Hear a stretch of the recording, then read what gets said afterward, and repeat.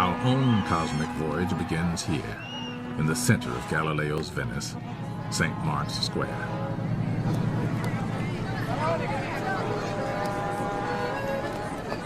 Since the universe is a big place, we could easily get lost.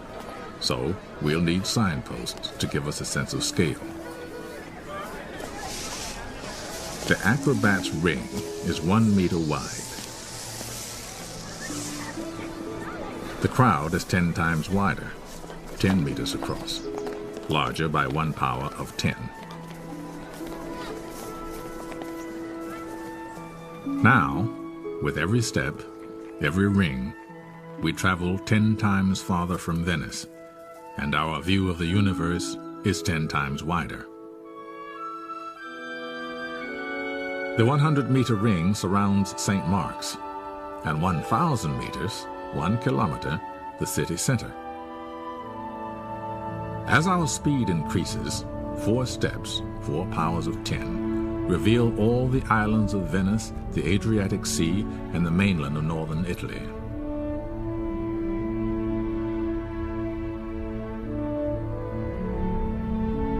Six steps take in Europe from central Germany across Italy to the Balkans. And soon we can see the entire planet, our home in space.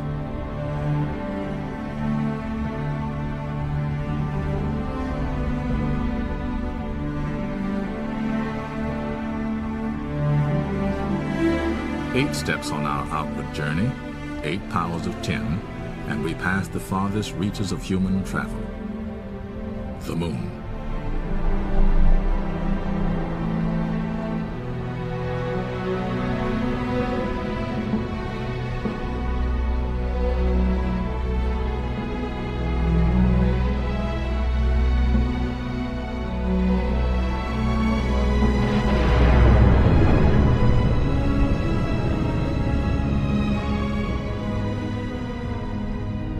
If we visualize the paths that the 9 planets take in their orbits around the sun, at 13 steps from St. Mark's Square, the entire solar system comes into view.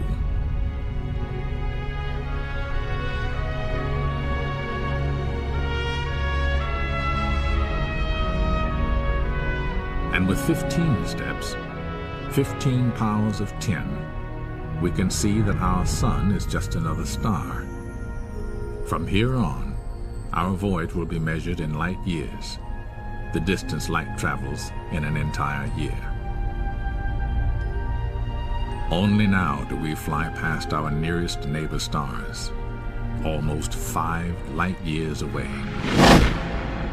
The same journey at the speed of today's spacecraft would last 100,000 years.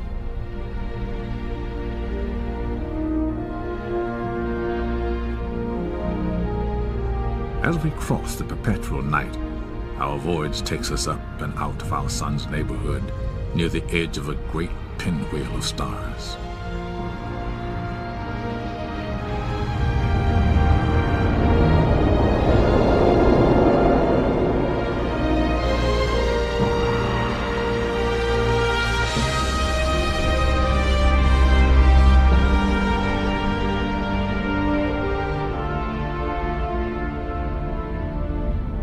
The Milky Way is actually a spiral galaxy, and our own sun is just one of 100 billion stars in it. At this immense scale, 23 powers of 10, each shining light we see is not a star, but an entire galaxy, composed of countless stars. Astronomers have discovered that the galaxies are flying away from one another.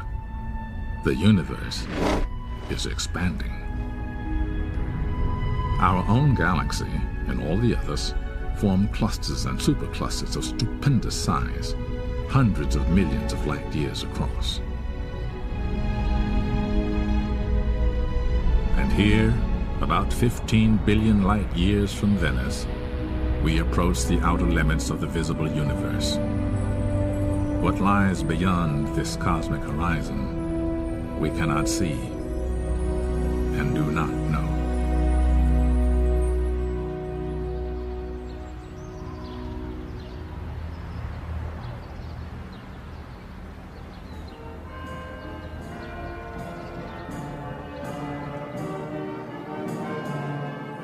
While Galileo's telescope allowed us to take an outward voyage, another innovation here in the Dutch town of Delft would lead us on an inward journey of discovery.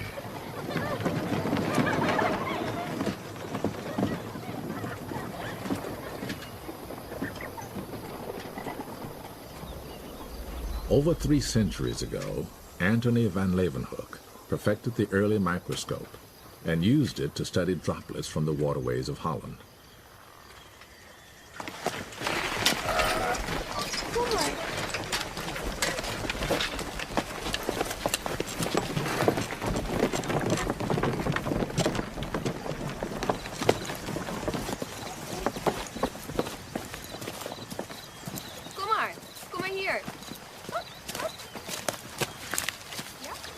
As students today make their own discoveries, imagine the moment when Van Leeuwenhoek peered through his more powerful instrument and discovered a living kingdom in a drop of water.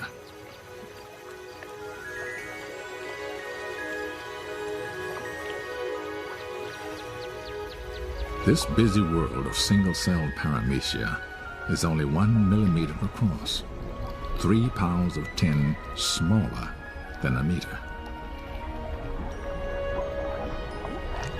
The microscope allows us to continue our journey into the realm of the very small. As we move into the cell nucleus, each new ring now reveals a world 10 times smaller in diameter than the last. Deep within the nucleus, we come upon truly remarkable constructions, long spiraling molecules of DNA. DNA holds the chemical codes for the reproduction of most organisms on the planet, whether they're paramecia, people, or petunias.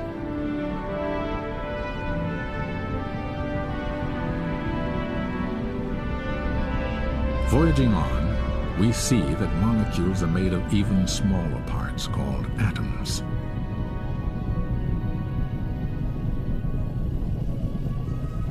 The tiny world of the carbon atom is very strange indeed. Its 6 electrons seem to swarm everywhere at once.